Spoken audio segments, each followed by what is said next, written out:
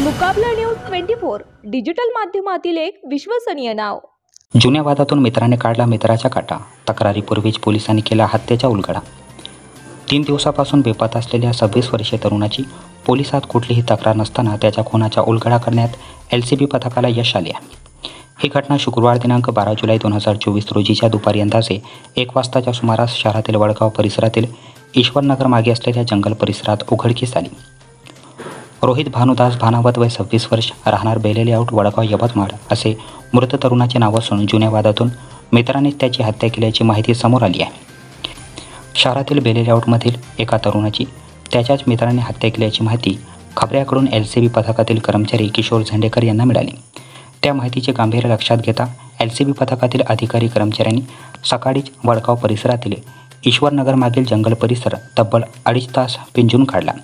यावेळी एका मृतदेह कुजलेल्या अवस्थेत आढळून आला। त्यानंतर घटनास्थळी एकच खळबळ उडाली।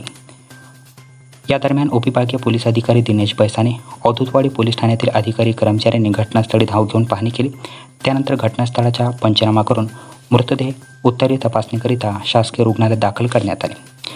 या खून प्रकरणी LCB पथकाने वैभव नरेंद्र घोडाम वय 18 वर्ष, राहणार राधाकृष्णनगर, यवतमाळ, रवी रामरावजी उईके वय 19 वर्ष, राहणार देवनगर, सूरज उर्फ मुन्ना देवीदास धुर्वे वय 24 वर्ष, राहणार आशीर्वादनगर आणि अमोल प्रभाकर गाडेकर वय 25 वर्ष, राहणार राधाकृष्णनगर, मुलगी, यवतमाळ यांना ताब्यात घेतले होते।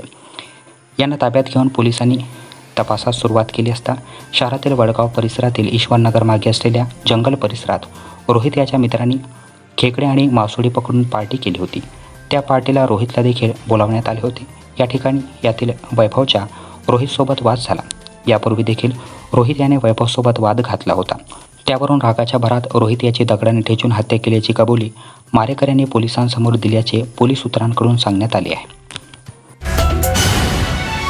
मुकाबला न्यूज 24 डिजिटल माध्यमातील एक विश्वसनीय नाव।